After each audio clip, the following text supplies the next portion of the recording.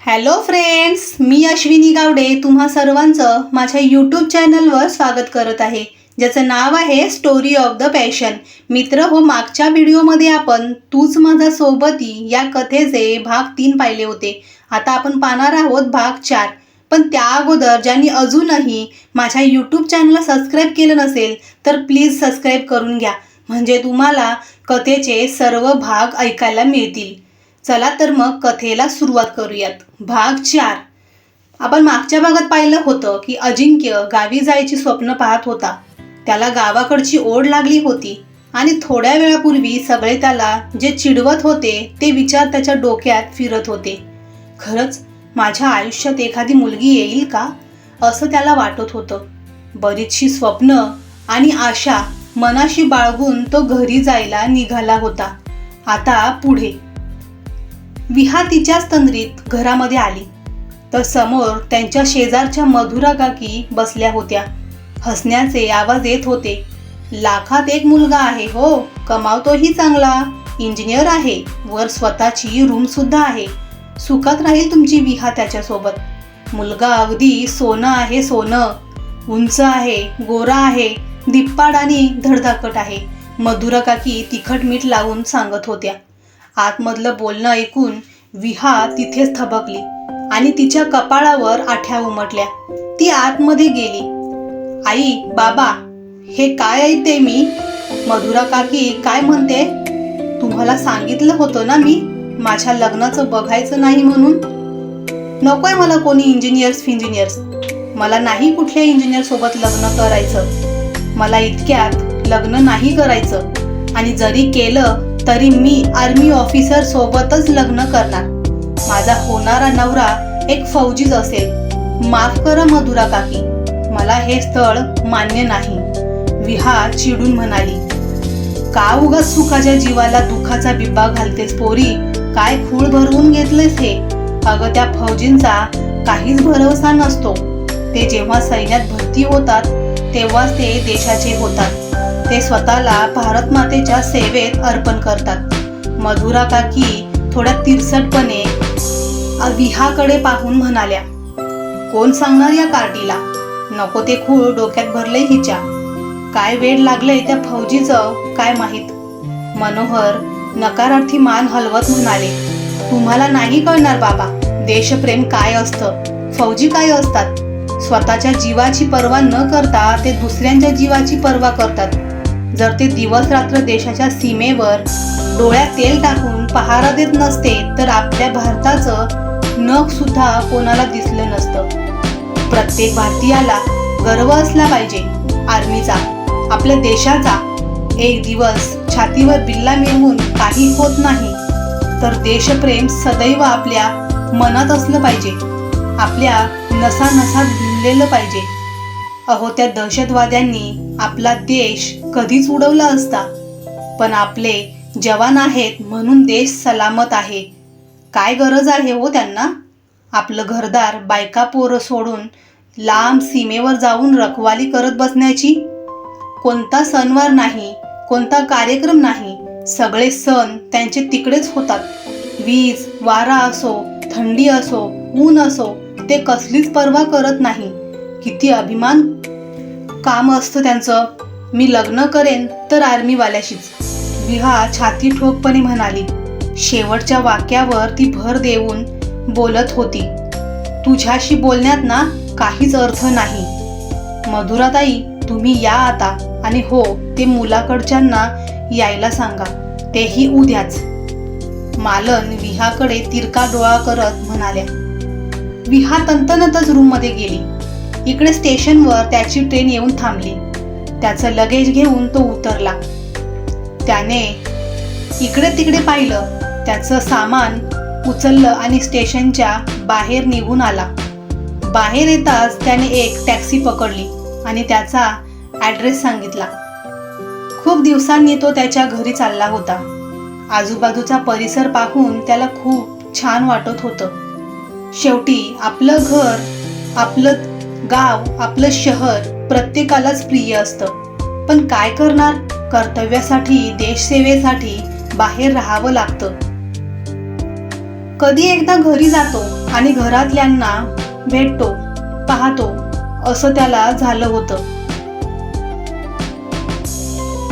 आज विहाच्या घरी थोडी लगबग सुरू होती. विहाची चिडचिड होत होती. तिच्या मनाची घालमेल सुरू होती, कारण आज तिला पाहायला मुलाकडचे येणार होते. त्याचबरोबर तिच्या मनात एक हुरहुर सुद्धा होती. एक वेगळीच फिलिंग तिला जाणवत होती. जणू काही तिच्या आयुष्यात असं काही घडणार आहे किंवा असं कोणीतरी येणार आहे याची चाहूल लागली असावी. अगं विहा, आवरलं की नाही तुझं? मालन तिच्या रूममध्ये आली. विहा अस्वस्थ होऊन इकडे तिकडे फेऱ्या मारत होती. हे काय, तू अजून तयार नाही झालीस? मालन वैतागून म्हणाली. आई, तुला किती वेळा सांगायचं, मला नाही करायचं हे लग्न. का तुम्ही माझ्या मागे लागला आहात? हे बघ प्लीज, नका जबरदस्ती करू. विहा चिडली. तू जास्त शहाणपणा करू नकोस. तुझं भलं बुरं कळतं आम्हाला. आई वडील आहोत आम्ही तुझे. मालन ओरडली आणि तिथून निघून गेली. कुणी आहे का घरात? कुणी आहे का? तुमचं कुरिअर आलं आहे. त्याने दरवाजात उभा राहूनच आवाज दिला. नानू. एक छोटीशी 8 वर्षाची मुलगी हातात डॉल घेऊन धावतच आली. ती त्याच्या मोठ्या भावाची मुलगी होती. त्याला लाडाने नानू म्हणायची. ओले माझं पिल्लू, माझी डॉल, कसा आहे माझा बच्चा? अजिंक्यने तिला उचलून घेतलं. तिच्या गालावर ओठ टेकवले. मी ठीक आहे, पण तुम्ही कधी आलात? ईशानीने त्याच्या गालावर आपले इवलेसे ओठ टेकवले. अरे अजिंक्य, तू तेही असं न सांगता अचानक? तुझी ही सवय काय जाणार नाही अशी सरप्राईज द्यायची. वंदनाचा चेहरा फुलला. त्यांना खूप आनंद झाला. कितीतरी महिन्यांनी त्या आपल्या लेकाला सुखरूप पाहत होत्या. नाहीतर बिचारीच्या जीवाला घोर लागलेला असायचा. त्या पटकन अजिंक्यजवळ आल्या आणि त्यांनी त्याच्या गालांवरून हात फिरवला आणि स्वतःच्या कानांमध्ये कडाकडा मोडले. त्याचा चेहरा ओंजळीत पकडून त्याच्या कपाळावर ओठ टेकवले. त्यांच्या डोळ्यांमध्ये अश्रू जमा झाले होते.